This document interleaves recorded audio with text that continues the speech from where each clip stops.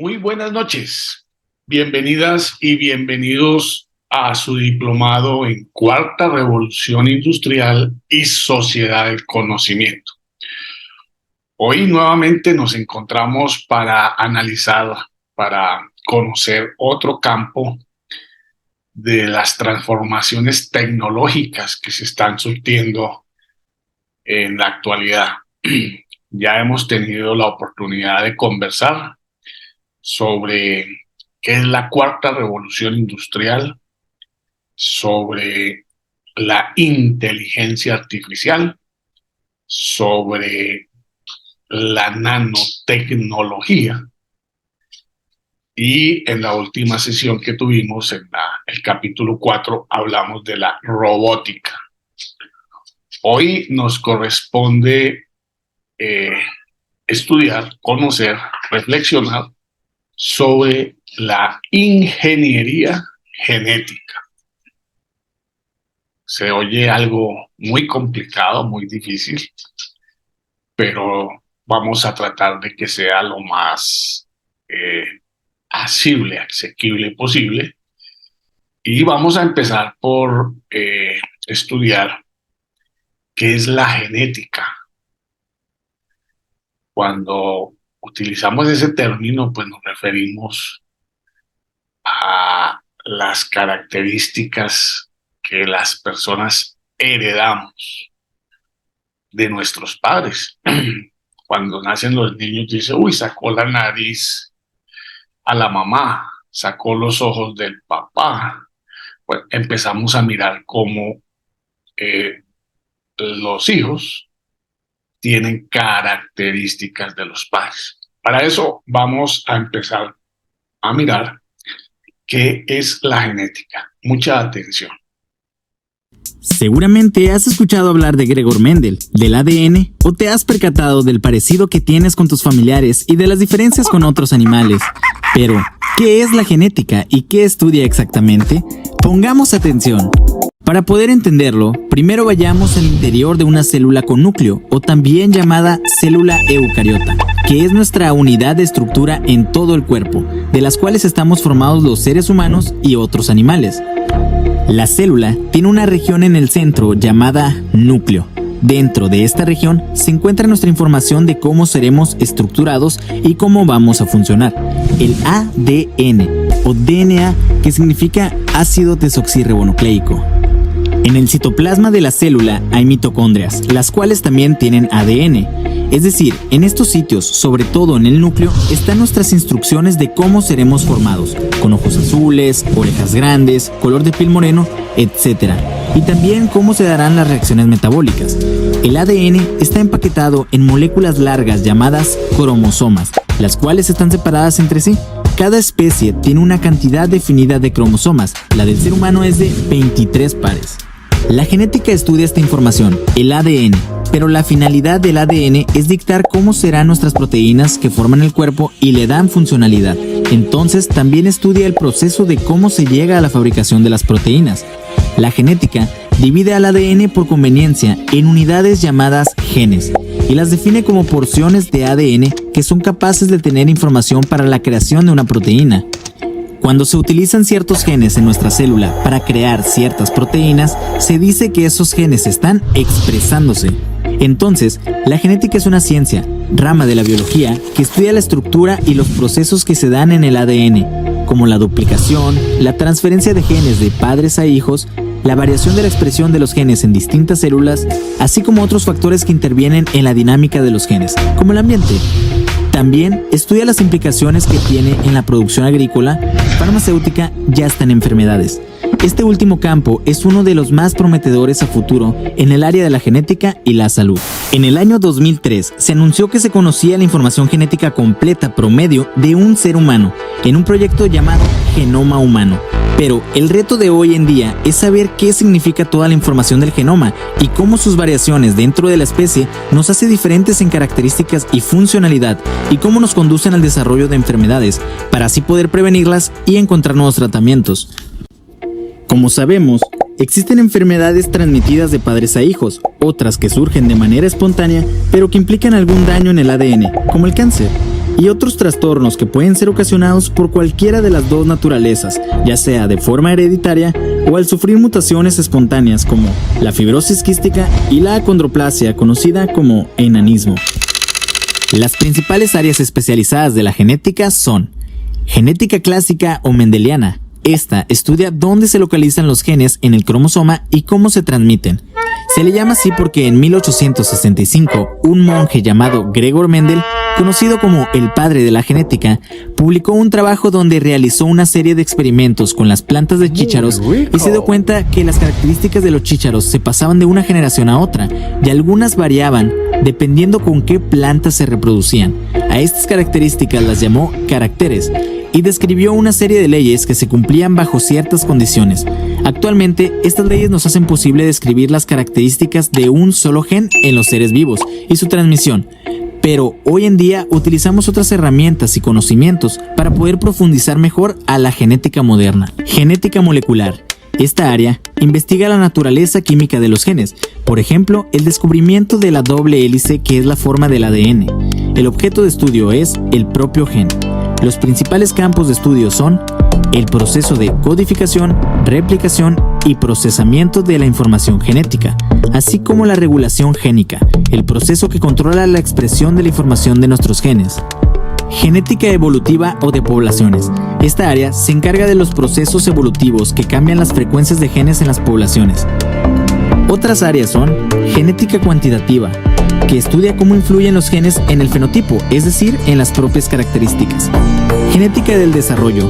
Estudia cómo los genes son regulados para formar un organismo completo a partir de una célula inicial. Genómica. En lugar de estudiar a los genes por separados, esta estudia el conjunto de genes que dan lugar a la producción de proteínas con enzimas y moléculas mensajeras. Ingeniería genética.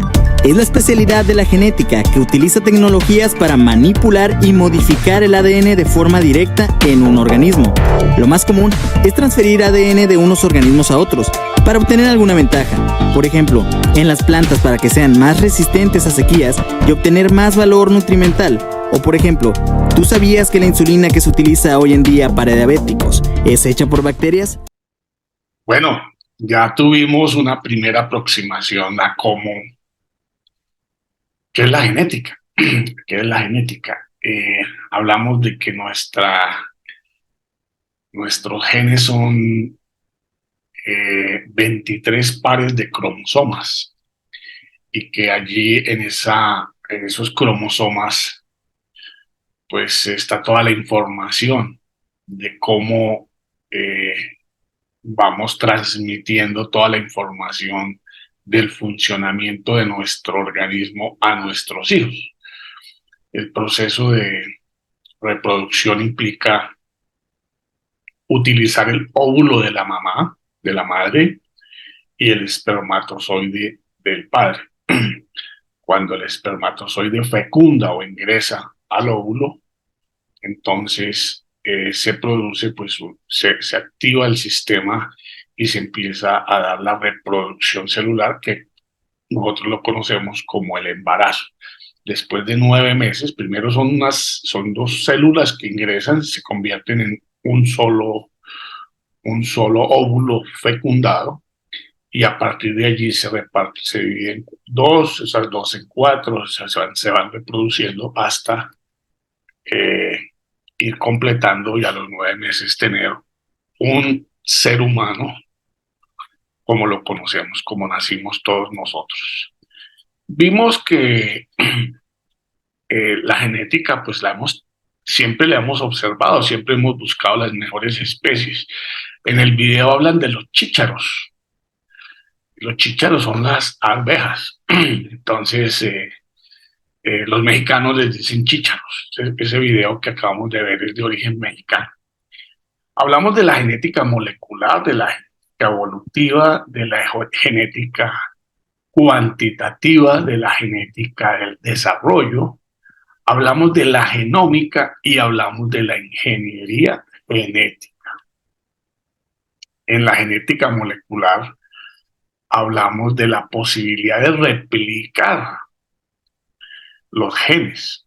Para ese tema vamos a mirar una experiencia que sucedió a partir de la clonación de un mamífero, una oveja.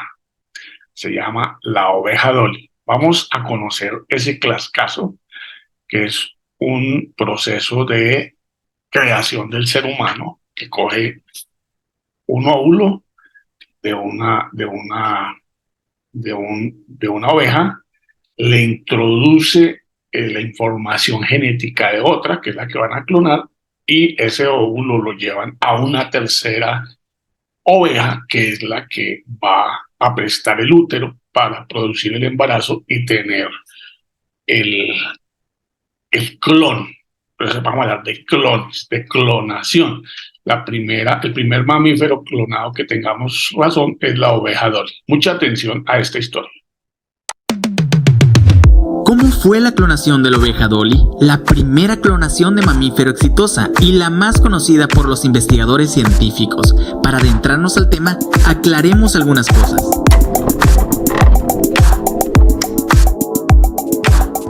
La clonación artificial comenzó con Hans Spemann en 1938, quien trabajando con salamandras desarrolló una técnica llamada transferencia nuclear. En el Instituto Roslin de Edimburgo, Escocia, en el año de 1996, el Dr. Ian Wilmut y sus colaboradores utilizaron esta técnica para clonar a una oveja blanca de la raza Finn Dorset de 6 años. En el proceso, primero se necesitó un óvulo sin ADN y sin núcleo. Para ello, se retiró el núcleo de un óvulo de una oveja negra, utilizando una aguja hueca muy fina. Después, en vez de fecundar el óvulo con un espermatozoide, se le debía introducir un núcleo con ADN de una célula somática, es decir, de una célula diferenciada de cualquier tejido de la oveja que se deseaba clonar. Debido a que todas estas células tienen la misma información, el organismo resultante tendría el mismo plano de instrucciones que la oveja original, y estructuralmente debería desarrollarse de forma similar.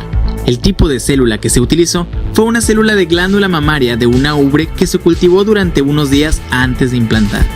Una vez introducida la célula dentro del óvulo, se estimuló la reproducción del cigoto para formar a un embrión, con un tratamiento químico como ionomicina y una corriente eléctrica suave de algunos milivoltios, parecida al cambio de potencial de membrana que, de hecho, ocurre en el óvulo después de la fecundación y que evita que otros espermatozoides entren.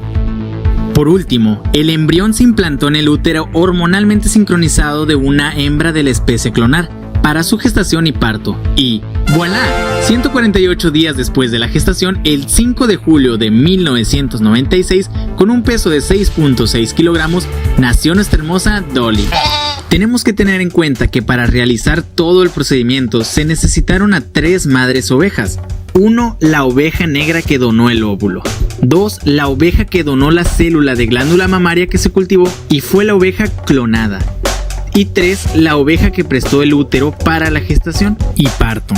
El experimento fue bastante difícil, ya que de 277 trasplantes nucleares se desarrollaron 29 embriones tempranos que se implantaron a 13 madres de alquiler, pero solamente uno prosperó.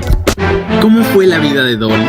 Vivió toda su vida en el instituto rodeada de científicos que estuvieron analizándola viendo su evolución. Tuvo corderos de manera natural y se le practicó la eutanasia el 14 de febrero de 2003, a la edad de 6 años y medio. Las ovejas de raza Finn Dorset pueden vivir hasta 11 o 12 años, pero Dolly padecía artritis y cáncer pulmonar. El enigma de su muerte temprana generó la idea de que ésta se dio debido al origen clonal de su desarrollo, provocándole un envejecimiento prematuro y desarrollando sus enfermedades. Esta idea se fundamentó debido a que los cromosomas tienen una región en sus puntas llamadas telómeros, que conforme van reproduciéndose con cada ciclo celular se acortan, siendo en los organismos con más edad más cortos. Y como para clonar a Dolly se utilizaron cromosomas de una célula con 6 años, se pensó que la edad de Dolly al nacimiento fue de esa, y por eso envejeció entre comillas más rápido. Lo digo en este tono debido a que no se pudo comprobar de manera sólida que esta fuera la causa de sus enfermedades. ¿Y por qué clonar a una oveja? Este experimento se realizó para obtener leche de oveja con propiedades farmacológicas y componentes beneficiosos, y terminó demostrándose que se puede clonar a un ser vivo a partir de una célula adulta diferenciada. Esto genera expectativas prometedoras en el ámbito medicinal y ganadero, ya que puede ser una fuente de obtención de órganos de repuesto 100% compatibles para un trasplante en un enfermo, o producir animales transgénicos con características artificiales como resistencia a los virus y bacterias, y se ahorrarían mucho en medicina. Estos son algunos de los miles de beneficios que podría conllevar el desarrollo de la clonación, no solo en humanos, sino también en otros organismos que nos puedan beneficiar. Muy interesante. Esto se hizo en 1996. Dolly duró 5 años, casi 6 años, entonces llegamos al año 2000. Más o menos en esa época también aparece un nuevo proyecto que se llama el Proyecto Genoma Humano. ¿En qué consiste el proyecto? En que podamos conocer todas las características de la información genética que tenemos los seres humanos. Ese proyecto es un proyecto en el que se involucraron muchísimas naciones, muchísimos laboratorios, muchísimos científicos, y a pesar de que tuvo un avance rápido en los primeros años, llegó hasta el 98% de la información genética que pudieron descifrar. Fue solo hasta el 2022, al año pasado, cuando, gracias a los diferentes avances tecnológicos que se han venido dando, se pudo completar la información y hoy tenemos descifrado el 100% del genoma humano. Ya sabemos cuáles son las características de cada uno de los 23 cromosomas que tenemos, los pares de cromosomas que tenemos, y cada uno de ellos tiene una gran cantidad de información genética que es la que permite que cada una de las células de nuestro organismo se desarrolle cumpliendo una función. Vamos a conocer entonces de qué se trata ese proyecto, el proyecto del genoma humano. Mucha atención. El rompecabezas más complejo de la vida humana se ha completado, y así lo publicó la revista Science en su edición especial de abril de 2022. Pero la historia reciente del hallazgo nos sitúa en el siglo XX, cuando los científicos colocaron las primeras piezas de este puzzle genético. Ya a inicios de los 2000, los integrantes del proyecto del genoma humano anunciaron que el 92% de la secuencia de ADN estaba lista, y fue una gran noticia. Sin embargo, faltaba un 8% que con la tecnología de aquellos años resultaba imposible de ensamblar. Ahora se ha logrado, y muchos aseguran que comienza una nueva era en la ciencia.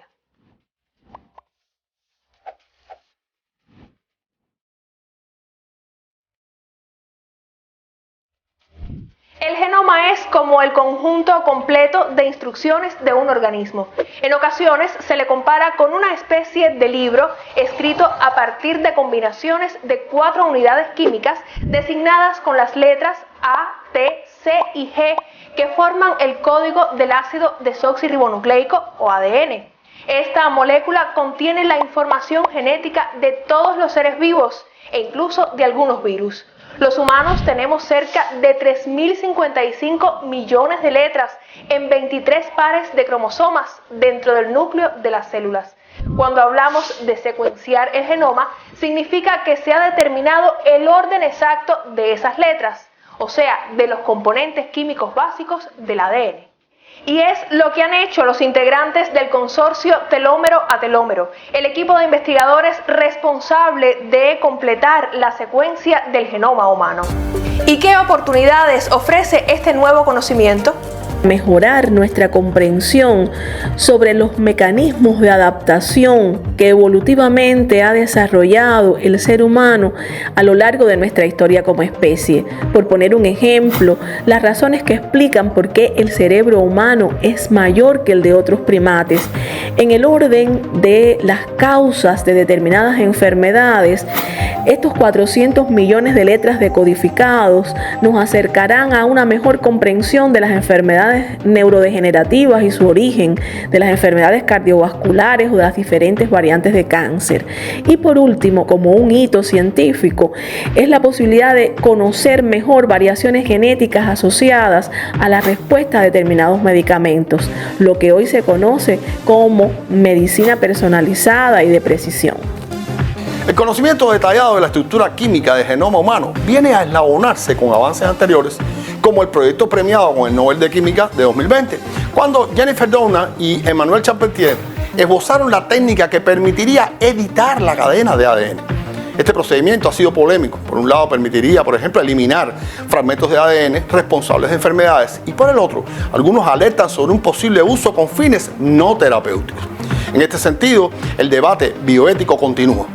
Ahora, contar con un genoma de referencia más completo, que tiene incluso información inédita del ADN, nos coloca ante una nueva frontera del saber que en el futuro ayudará a orientar mejor la atención médica, entre otras posibilidades.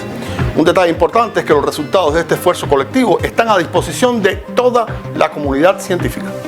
El mapa genético completo de la vida humana es un hito en la historia del conocimiento, pero también un punto de partida para la creación de nuevas referencias genómicas que representen a la población humana en su totalidad. Bueno, tenemos 3.055 millones de letras en nuestro genoma, organizadas en 23 cromosomas.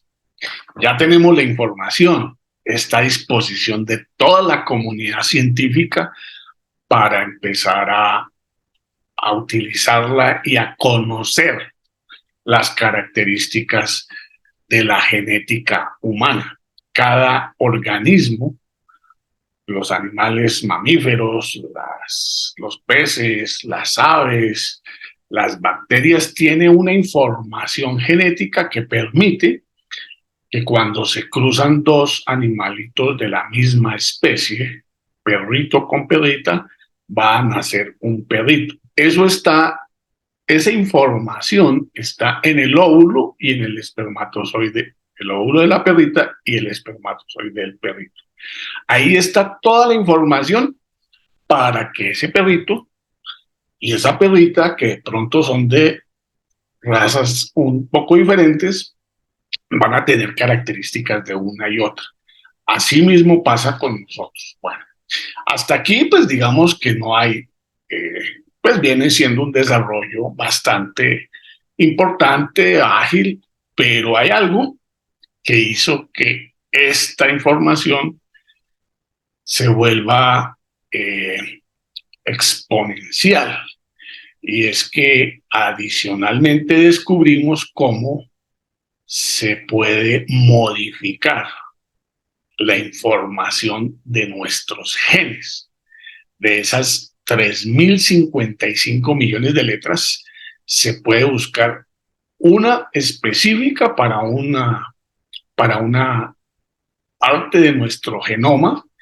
Se puede identificar, se puede cortar y se puede modificar. Eso hace que entremos en un proceso bastante prometedor, dicen algunos, que va a producir muchísimas afectaciones. Esperemos que sean todas positivas y que manejemos esta información de manera muy responsable. Vamos a ver de qué se trata la técnica del CRISPR, que es la técnica de edición genética. O sea, ya no solamente conocemos nuestro genoma completo, todas sus características, sus elementos, 3.055 millones de letras que tiene ese genoma, sino que además ya tenemos la tecnología, la información para modificar. Adicionalmente, hay otra característica que lo hace sumamente revolucionario, que pueda cambiar, es que redujo esas transformaciones genéticas, esa edición genética, por lo menos en un 90% de sus costos. O sea que antes era sumamente costoso hacer esas transformaciones, ahora se volvió sumamente económico, barato y fácil. Vamos a conocer la técnica del CRISPR. Mucha atención. He Jiankui es un científico chino que causó gran escándalo en 2018 cuando anunció en este video que había editado genéticamente a 2 gemelas antes de su nacimiento. Para la edición de genes utilizó una herramienta llamada CRISPR-Cas9 para modificar un gen en los embriones con el objetivo de hacerlas inmunes al VIH. CRISPR-Cas9 es posiblemente la herramienta más revolucionaria que ha inventado el ser humano en los últimos años. Así como la máquina de vapor llevó a la revolución industrial, esta herramienta nos podría llevar a la siguiente gran revolución: la de la edición genética. Aunque realmente el ser humano no inventó nada. CRISPR es algo que descubrimos y aprendimos a usar, ya que CRISPR se encuentra de forma natural en las bacterias como parte de su sistema inmune. La forma más simplificada de ver CRISPR-Cas9 es como si tuviéramos un robot. Esto de aquí es nuestro robot. Así se ve Cas9 en la vida real. Este cúmulo grisáceo es una proteína y la tirita roja es ARN. A nivel muy simplificado, nuestro robot se encarga de 2 cosas.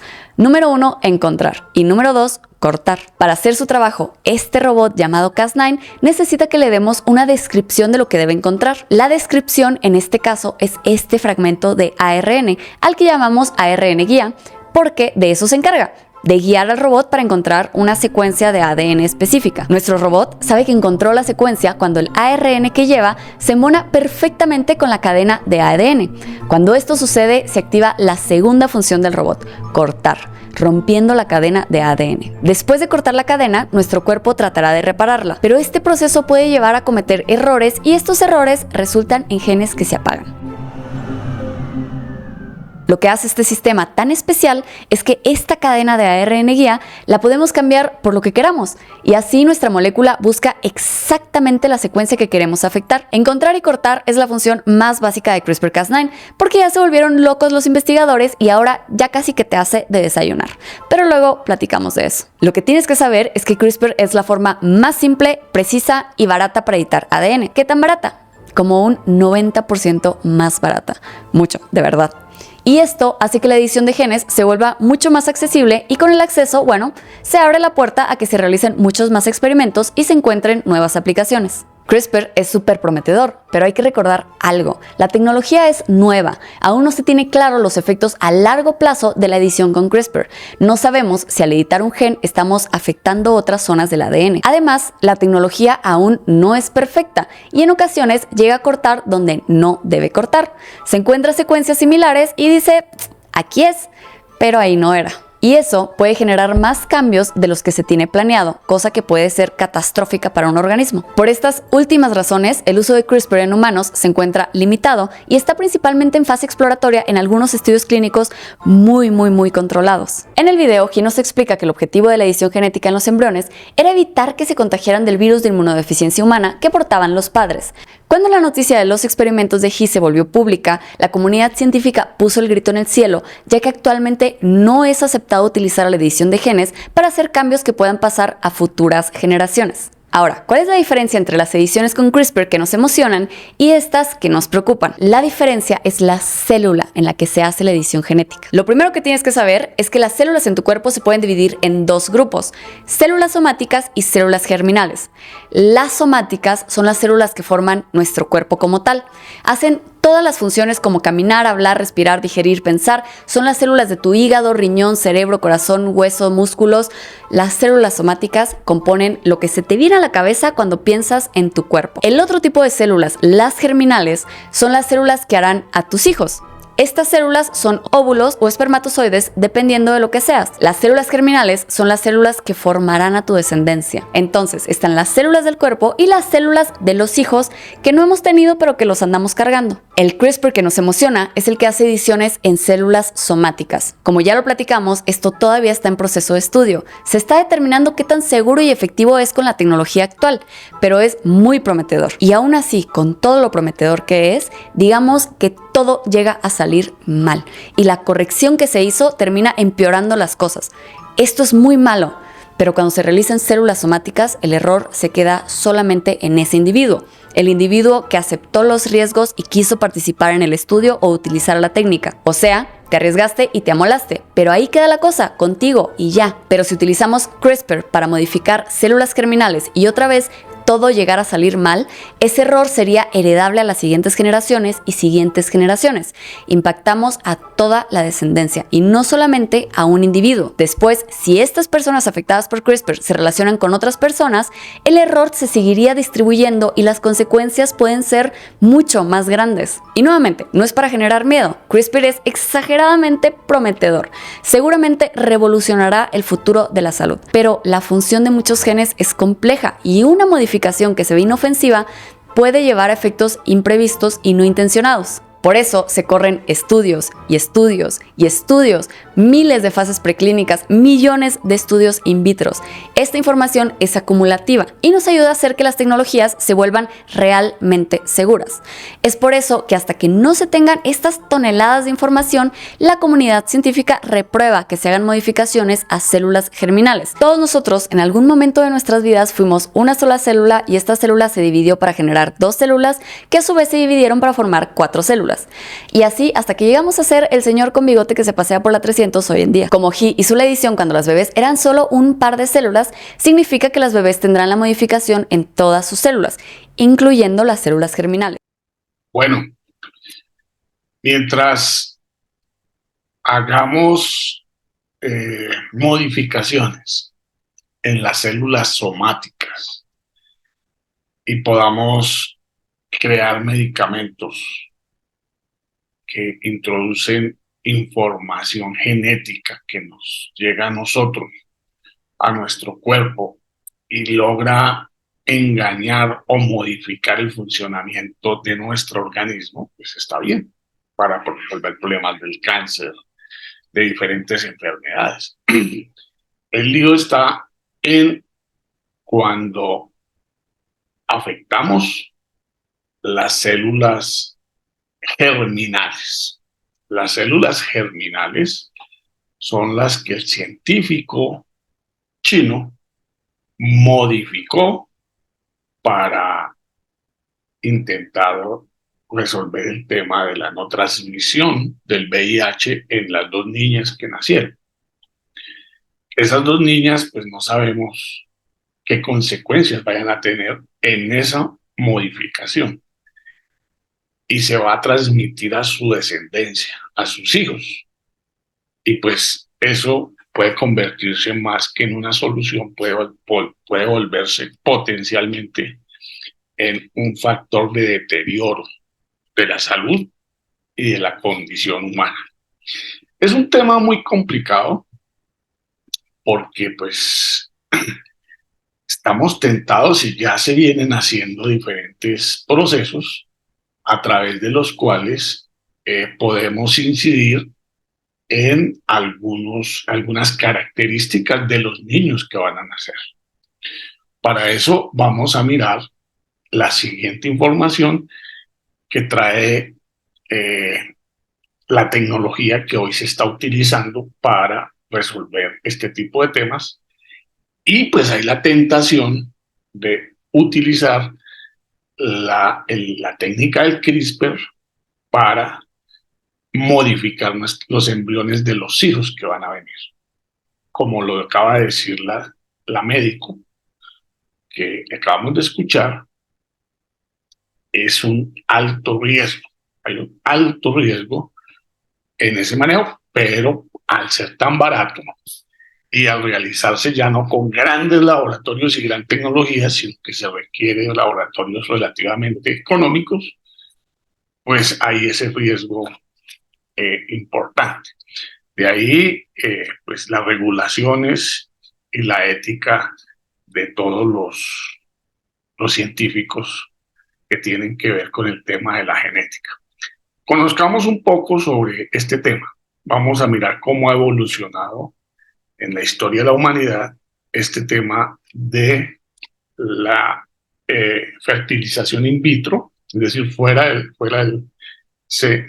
organismo, se cogen los embriones, tanto los óvulos como los espermatozoides se fecundan, y una vez se ve que están exitosos, que están fuertes, se le implantan a la madre y si se adhiere a las paredes del útero, pues se va a generar un embarazo.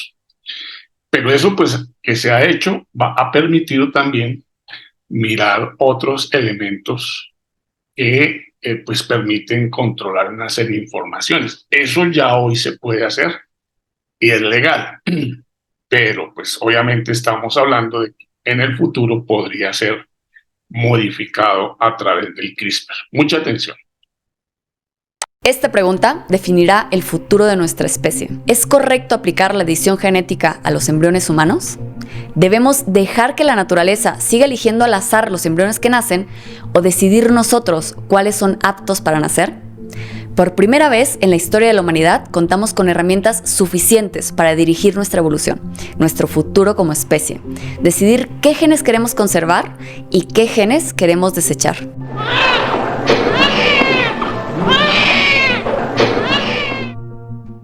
La selección dirigida no es algo nuevo para el ser humano. Gracias a la selección dirigida transformamos esto en esto y esto en esto.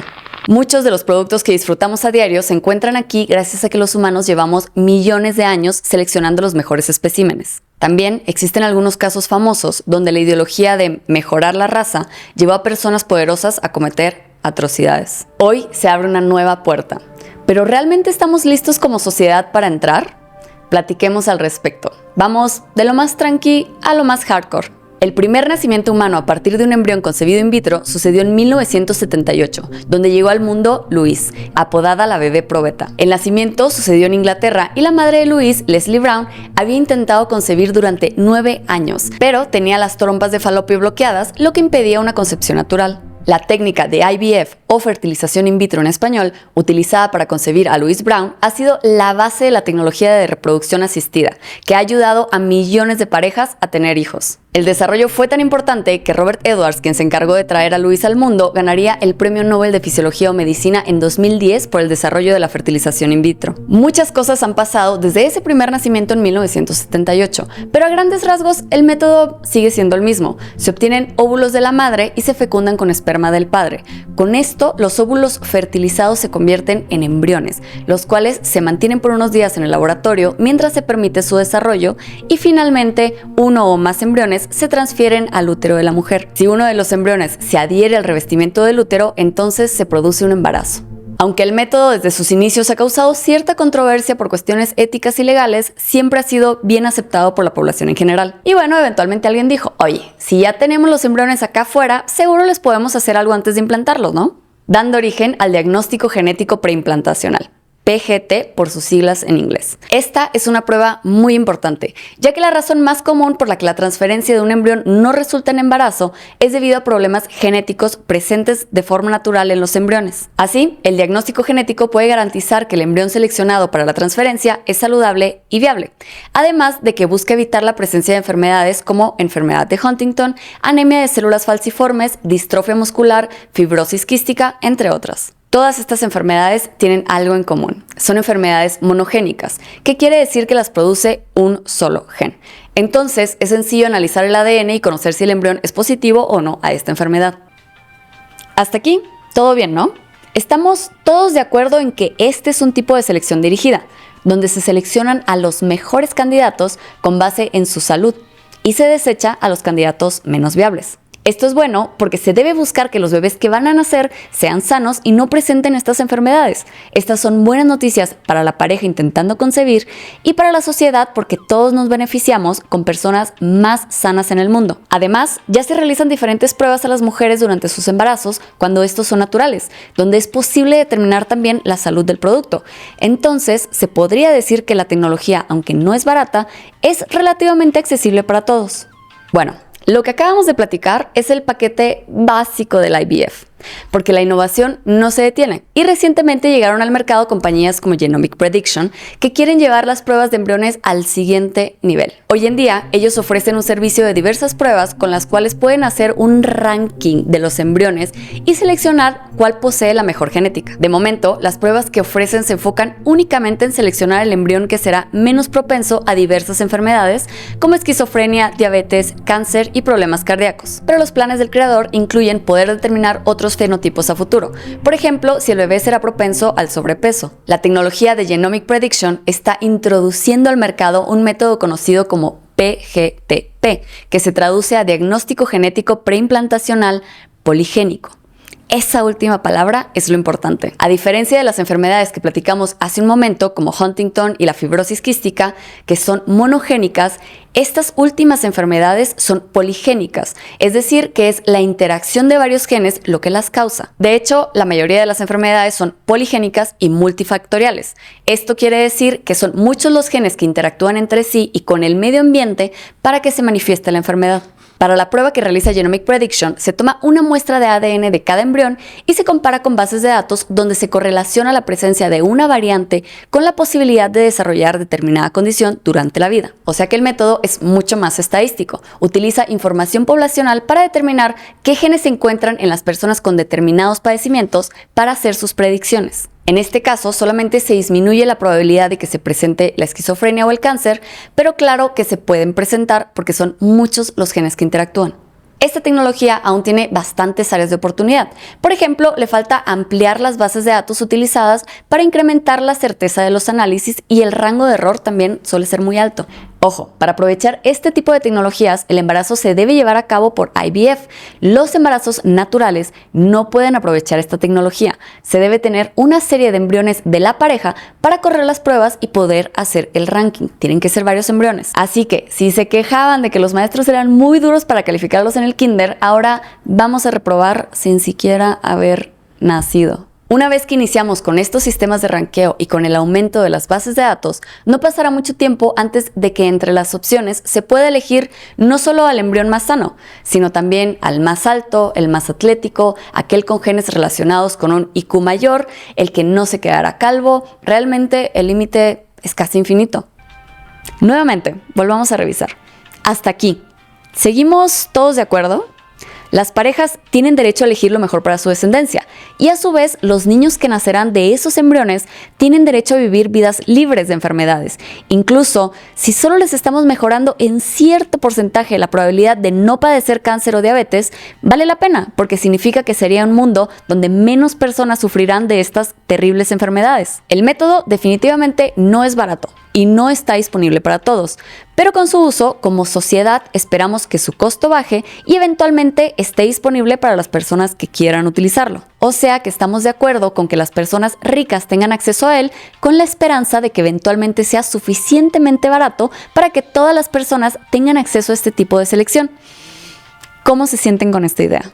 ¿Cómo se sienten con la idea si el niño ahora no solamente será perfectamente saludable, sino que los padres también pueden decidir su apariencia, su coeficiente intelectual y sus capacidades sociales? ¿Piensan ustedes que es correcto que ciertas personas vengan al mundo con estas ventajas preprogramadas, mientras que otras somos víctimas del azar? Hoy nosotros somos víctimas del azar, de la información genética de nuestros padres. En algunas oportunidades les he dicho que uno no solamente se interrelaciona con su pareja, sino también con la familia en el tema social. Pero no solamente eso, sino también con sus ancestros y también la persona que se vincula con uno como pareja, también se está vinculando con mis ancestros que me han transmitido mi información genética. Es un tema complejo. Hasta aquí planteado, pues es un tema manejable en la lógica de que la fertilización in vitro la utilizan las parejas que tienen dificultades para la reproducción. Entonces tienen que buscar asistencia médica. Y ya a partir de ahí, pues entonces empiezan a aparecer todas estas variantes. El tema es si empiezan a ofrecer además la posibilidad de que el niño o la niña tenga determinadas características y modificarles algunos genes, alguna información de esa del genoma humano que hemos hablado. Eso está ya en las posibilidades, pero pues hay quienes plantean la importancia de que no se utilice esa tecnología en las células germinales, porque cualquier modificación que se haga allí va a afectar las próximas generaciones. Es una responsabilidad muy grande que tiene la humanidad en este tema. Eso, ¿quién lo maneja? Pues en términos generales hay un concepto que se llama la ingeniería genética. Vamos a ver de qué se trata la ingeniería genética. Mucha atención. Imaginemos que viviéramos en los 80 y nos dijeran que las computadoras pronto se ocuparían de todo. Las compras, las citas, las inversiones en la bolsa. Que miles de millones estaríamos conectados a través de una red. Que llevaríamos en la mano un dispositivo muchísimo más potente que las supercomputadoras. Nos habría parecido absurdo, pero es lo que ha pasado. La ciencia ficción se convirtió en nuestra realidad y no nos paramos a pensar en ello. Ahora estamos en un punto similar con la ingeniería genética. Veámoslo. Pasado, presente y un descubrimiento cercano que puede cambiar para siempre cómo vivimos y qué consideramos normal.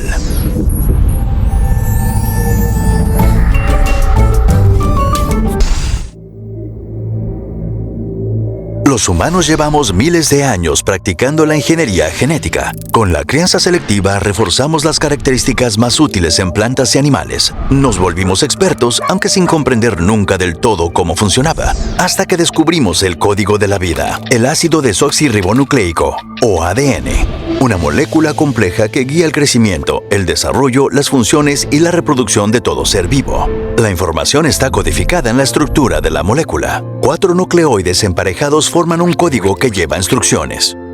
Si se modifican las instrucciones, se modifica el ser que las porta. Fue descubrir el ADN y querer jugar con él. En los 60 se bombardearon plantas con radiación para provocar mutaciones aleatorias en el código genético. La idea consistía en obtener una variedad útil por puro azar, y a veces incluso funcionó. En los 70 se insertaron fragmentos de ADN en bacterias, plantas y animales para modificarlos, estudiarlos e investigar para la medicina, la agricultura o por diversión. El primer animal modificado genéticamente nació en 1974 e hizo de los ratones un estándar para investigar y salvar millones de vidas. En los 80 empezó la comercialización. La primera patente fue por un microbio manipulado para absorber aceite. Hoy producimos muchos productos químicos con ingeniería genética, por ejemplo, factores de coagulación, hormonas de crecimiento e insulina, que antes había que extraer de los órganos de los animales. El primer alimento modificado en un laboratorio se empezó a vender en 1994, el tomate Flavor Saver. Duraba mucho más gracias a un gen extra que suprimía el desarrollo de una enzima de la putrefacción. Pero los alimentos transgénicos y las controversias que los rodean merecen un video propio. En los 90 hubo una breve incursión en la ingeniería con humanos. Para tratar la infertilidad, se generaron bebés con información genética de 3 personas. Fueron los primeros humanos con 3 padres genéticos. Hoy existen cerdos supermusculados, salmones de rápido crecimiento, pollos sin plumas y ranas transparentes. También nos divertimos creando cosas que brillan en la oscuridad. Por $10 se consiguen peces cebra fluorescentes. Todo realmente asombroso. Pero hasta hace poco, la edición genética era extraordinariamente cara, complicada y lenta. Ahora ha cambiado gracias a la aparición de una nueva técnica revolucionaria, la CRISPR. De la noche a la mañana, los costes se han reducido un 99%. Lo que antes tomaba un año, ahora lleva semanas y prácticamente puede hacerlo cualquiera con un laboratorio. Es difícil expresar la enorme revolución técnica que supone la CRISPR. Literalmente tiene el potencial de cambiar la humanidad para siempre. ¿Por qué se ha producido esta repentina revolución? ¿Cómo funciona? Las bacterias y los virus llevan luchando desde que surgió la vida. Los denominados bacteriófagos o fagos cazan bacterias. En el océano, los fagos matan el 40% de las bacterias a diario.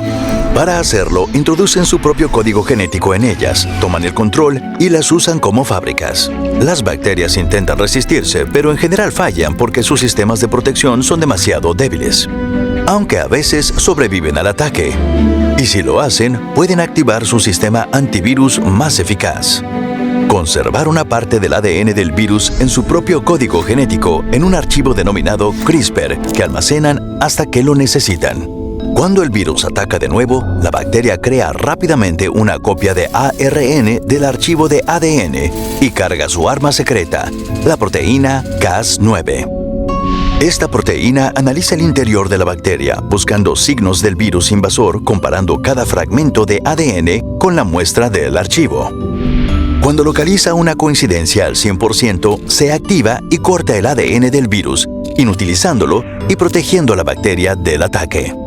Lo especial es que la Cas9 es muy precisa, como un cirujano del ADN. La revolución comenzó cuando los científicos dedujeron que el sistema CRISPR era programable. Puedes darle una copia del ADN que quieres modificar y poner el sistema en una célula viva. Si las antiguas técnicas de manipulación genética fueran un mapa, la CRISPR sería un GPS. Precisa, barata y fácil, la CRISPR también permite editar células vivas, encender y apagar genes y apuntar a una secuencia concreta de ADN para estudiarla. También funciona con todo tipo de célula, microorganismos, plantas, animales o humanos. Toda una revolución para la ciencia, aunque solo sea una herramienta de primera generación. Mientras hablamos, se crean y utilizan herramientas más precisas.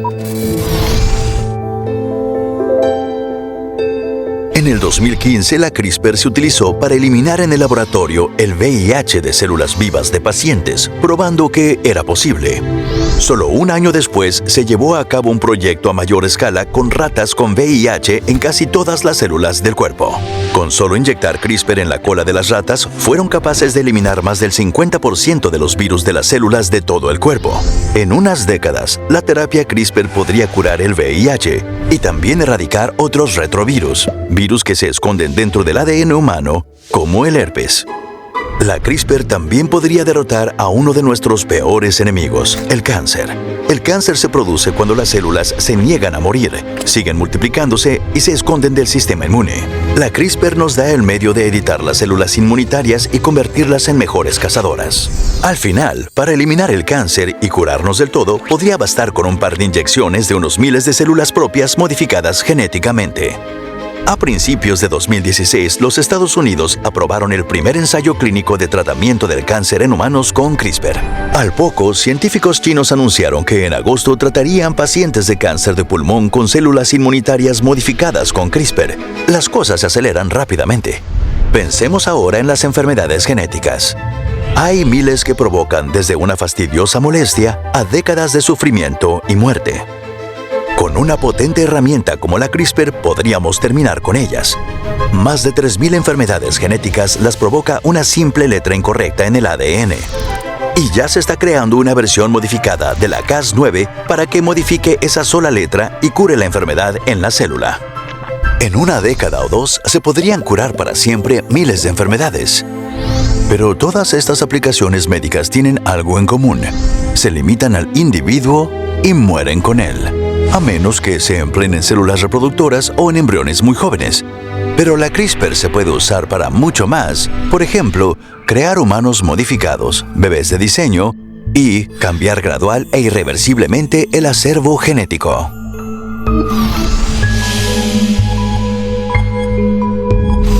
Ya existen los medios para editar el genoma humano en un embrión, aunque la tecnología aún está en sus primeras etapas.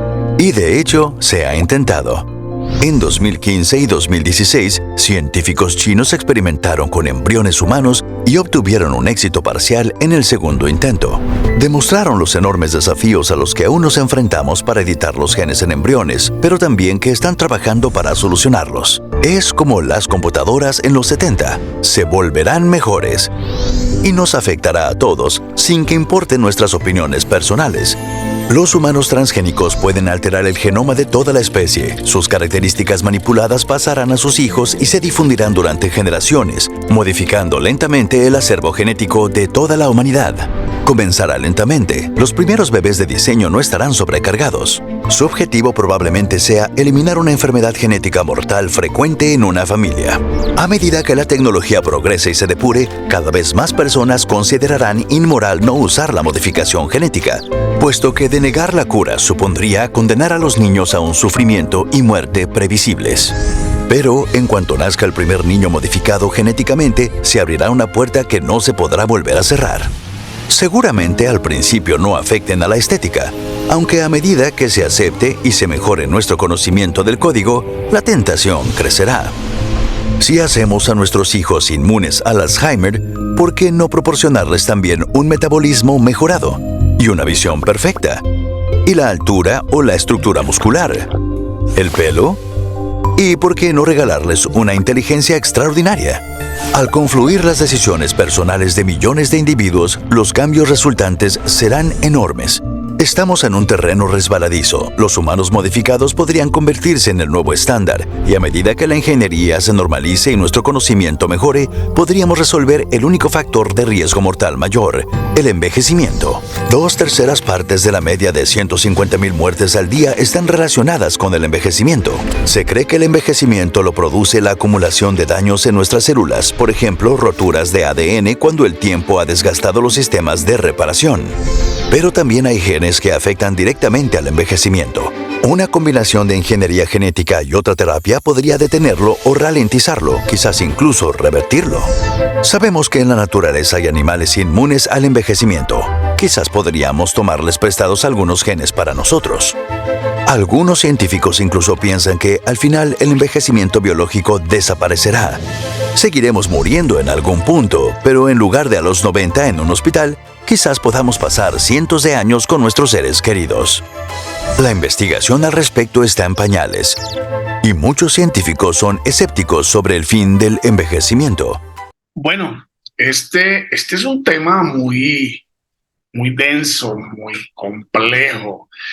Tiene un montón de información y la idea no es que nos volvamos expertos, pero que conozcamos de la existencia de esta tendencia. Muchos dicen que así como se inventó la máquina de vapor que produjo la revolución industrial, el haber encontrado en la naturaleza la técnica del CRISPR, que puede traducirse como un robot, cuando hablamos de nanobots, puede ser entendido, aunque es natural, ¿cierto? Pero es reprogramable. Que decíamos cuáles eran las características de un robot, es que este sería un robot prácticamente natural, pero es reprogramable, puede hacer lo que nosotros le digamos que haga. Se están potenciando muchas cosas, toda esa información que se está dando ahora también ya puede ser analizada, buscarle tendencias a través de la inteligencia artificial. Así como vimos la inteligencia artificial, vimos la nanotecnología, vimos la robótica, ahora la ingeniería genética. Todo esto está retroalimentándose y potenciándose. Simplemente para decirles que eso ya está aquí, que eso no es futurología, que eso no es lo que puede pasar más adelante. Voy a presentarles las tendencias médicas que se están planteando para el 2023. Es una información que salió a finales del año pasado y ahí ya se establece. Los avances médicos son y serán un tema de gran importancia, pues gracias a estos avances cada vez salimos ganadores de batallas contra muchas enfermedades. Esto nos da esperanza ante las situaciones adversas de la vida y esas horribles enfermedades que nos pueden azotar. Conoce hoy estos nuevos avances que el 2023 nos tiene preparados. Avances médicos de 2023. 2022 fue un año de increíbles adelantos en la ciencia, la medicina y la exploración espacial que sentaron las bases para nuevos adelantos en 2023. Desde el programa Artemis de la NASA, que volcó nuevamente nuestra atención a la exploración de la Luna, hasta los nuevos métodos de desarrollar vacunas rápida y efectivamente. El año 2023 también promete seguir construyendo sobre esos avances. Número 1. La nueva generación de vacunas. Gracias al éxito de las vacunas ARNM contra la pandemia de COVID-19, se están desarrollando todo tipo de vacunas con esa tecnología contra una serie de enfermedades. En la mira de las vacunas están la malaria, la tuberculosis, el herpes genital, el VIH, la fibrosis quística, el cáncer y varios tipos de enfermedades pulmonares, entre otros. La farmacéutica alemana BioNTech planea empezar las primeras pruebas en humanos de su vacuna ARNM contra la malaria y la tuberculosis en pocas semanas, mientras que Moderna de Estados Unidos lo hará contra los virus que causan herpes genital y herpes zóster. Una de las vacunas ARNM más prometedoras es contra el cáncer. Están diseñadas para reconocer las células cancerosas y destruirlas. Otras farmacéuticas investigan la posibilidad de aplicar la vacuna de COVID rápida y efectivamente con un simple atomizador nasal. Han funcionado en animales y se esperan las pruebas en humanos muy pronto. Número 2. Ingeniería genética. CRISPR. 2023 podría ser el año en el que se apruebe la terapia CRISPR-Cas9, una técnica de edición genética que permite alterar una cadena de ADN, cortando parte de esta y reconstruyéndola para formar una nueva secuencia. El tratamiento arrojó resultados prometedores en pruebas clínicas contra 2 desórdenes de sangre genéticos, incluyendo anemia de células falciformes. Las farmacéuticas Vertex y CRISPR Therapeutics desarrollan el tratamiento conocido como Exa-Cel, que será sometido a la aprobación de la Administración de Alimentos y Medicamentos de Estados Unidos el próximo marzo. El visto bueno pondrá Exa-Cel a disposición de los pacientes con anemia de células falciformes, una grave deformidad estructural de los glóbulos rojos que entorpece la circulación sanguínea. Número 3. Medicamentos contra el Alzheimer. Bueno, siguen muchos más tratamientos y promesas frente al tema de la salud en el año 2023. Aquí no se trata de mirar ese tema, sino que queríamos dejar constancia de que efectivamente ya hay laboratorios que están tramitando la autorización de la Organización de Estados Unidos para la autorización de medicamentos y alimentos. Eso significa que ya estamos próximos a empezar a utilizar esa tecnología que está comenzando. Aquí solamente queremos decir que es un punto a tener en cuenta dentro de la gran revolución tecnológica, junto con la inteligencia artificial, junto con la robótica, la nanotecnología, la ingeniería genética, la impresión 3D y otros elementos como la 5G que vamos a mirar más adelante. Pues no quiero alargarme más, creo que hemos suministrado la información básica y pues esperamos que eso nos lleve a reflexionar sobre todas estas transformaciones y estos cambios. No hay que preocuparse, simplemente hay que tener presente que eso está sucediendo y que tarde o temprano nuestros hijos, nuestros nietos, les va a tocar enfrentar esta realidad. De pronto nosotros ya pues estamos privilegiados por vivir tanto tiempo, somos de las generaciones que más expectativa de vida tienen, pero seguramente podrán venir otras que tengan algunos medicamentos y algunos tratamientos que puedan prolongar durante mucho más tiempo, con mejor calidad de vida, la existencia del ser humano. Una feliz tarde, les agradezco mucho su participación esta noche. No olvide darle clic a la campanita y suscribirse a este canal, y nos vemos el próximo miércoles con otro tema sobre la cuarta revolución industrial y la sociedad del conocimiento. Buenas noches.